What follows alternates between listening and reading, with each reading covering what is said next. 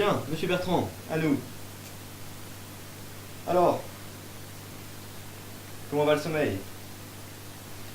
Bah aucun changement, c'est toujours l'enfer. Faut 2 heures pour m'endormir. Et j'ai mon cerveau qui tourne à 200 à l'heure. Ça mouline pour rien là. Je peux penser 10 fois à la même chose sans pouvoir m'en empêcher. Un cauchemar. Ah oui. Pour m'aider, j'ai la vieille d'à côté qui met sa télé à fond. La pauvre est sourde comme un pauvre. Bien. Et d'après vous, quelle est l'origine de ce problème que vous avez à vous relaxer, à trouver le sommeil? Non, justement, si je suis là, c'est que j'y arrive pas. C'est assez confus dans ma tête. Et en plus, je crois que j'ai attrapé une idée. Je vous demande pardon? Qu'est-ce que vous avez attrapé? Une idée, j'ai attrapé une idée. Ça vous est jamais arrivé d'avoir quelque chose qui vous trotte en tête et de ne pas arriver à vous en débarrasser? Vous savez, un peu comme ces mélodies casse-pieds qui vous lâchent pas, comme celle-là, ça fait. Oui, oui, je vois. Je vois. Votre vision est originale. Mais revenons-en à cette idée qui vous obsède. Quelle est-elle? Est-ce encore à propos de votre travail? Non, non, c'est plus compliqué. C'est en rapport avec ma vie privée. En fait, j'hésite à vous en parler. J'ai peur que vous me preniez pour un cinglé. Monsieur Bertrand, vous ne pouvez pas imaginer ce que j'entends. Je peux vous assurer qu'il y a un monde entre vous et la folie. Vous êtes tout au plus un peu original. Mais vouloir manger d'ours polaire, ça fait pas de vous un cinglé. Oh, vous allez me lâcher avec cette histoire de d'ours polaire quand même. C'était un exemple lancé comme ça.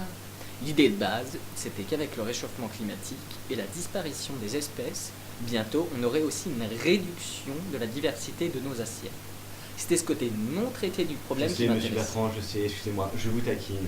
D'accord. Je m'égare. Revenons-en à cette idée que vous avez attrapée. C'est à propos de ma voisine. D'accord. Laquelle? La petite jeune récemment Non, arrivée? non, non. La vieille.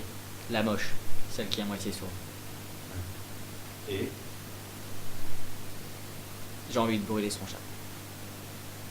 tu me parles? Non, vous avez bien entendu. Je veux brûler son chat. D'accord. Pourquoi le chat? Pourquoi tant de violence?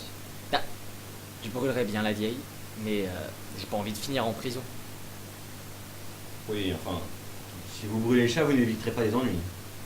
Bah, ah si je le fais discrètement. S'il disparaît, tout le monde va croire qu'il s'est fait renverser par une voiture ou alors qu'il a disparu. Non mais, je vais vraiment le faire. Hein. Quand j'ai ce genre d'idée, j'en démords pas. C'est pour ça que je dis attraper. C'est pire qu'une MST. Je peux pas m'en défaire. Bien, d'accord, Ça d'accord. Essayons, si vous le voulez bien, ensemble de déterminer l'identité de ce problème. Donc, je résume.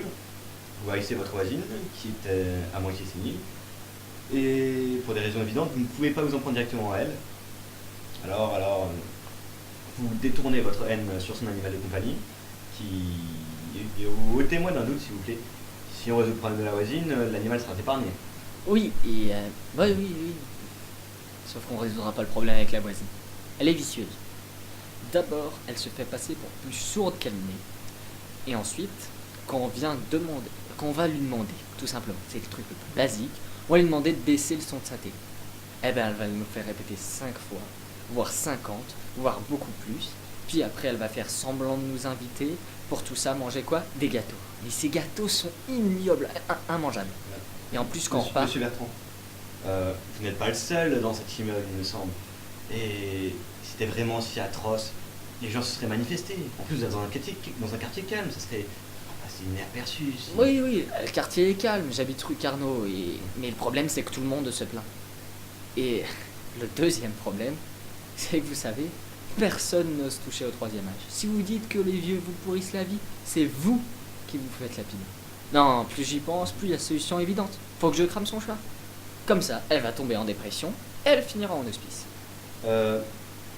Pourquoi n'envisagez-vous pas la discussion? Il suffirait de lui faire comprendre qu'elle dérange les gens. Non, non. C'est clairement, c'est son objectif, c'est nous faire chier. Il n'y a pas d'autre mot. Sincèrement, c'est une vieille peau, elle fait que ça.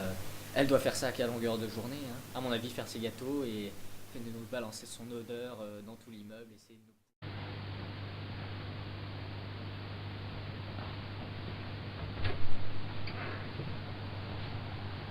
essayez de vous changer les idées. Je vais essayer, mais je pense que l'idée est un stade beaucoup trop avancé. Prenez soin de vous. De même.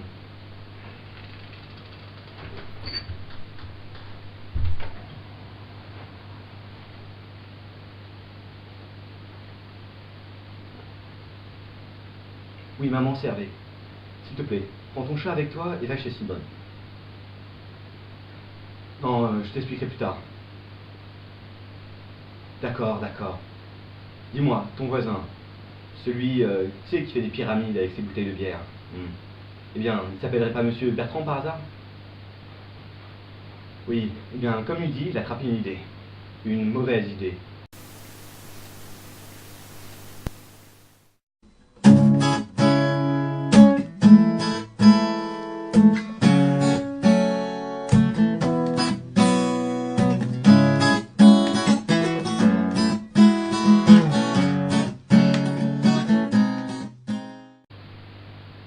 Non, tout de suite.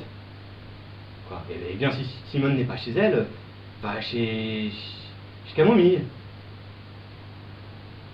Non, je n'ai pas besoin de brioche. Prends ton chat et va... Monsieur Bertrand. Bonjour, je crois que j'ai oublié mon briquet. Oui, prenez-le.